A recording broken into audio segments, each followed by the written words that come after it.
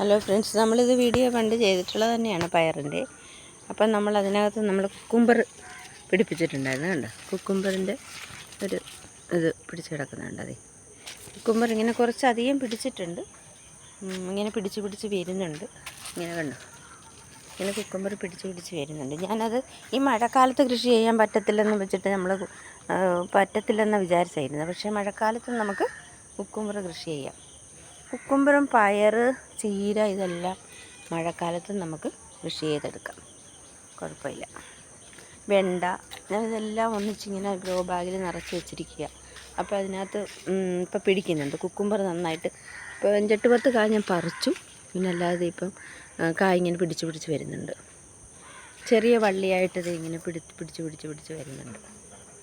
അപ്പോൾ നല്ലൊരു മഴക്കാലത്തും ചെയ്യാൻ പറ്റുന്നൊരു വളമാണ് കുക്കുംബർ കേട്ടോ. ശരി.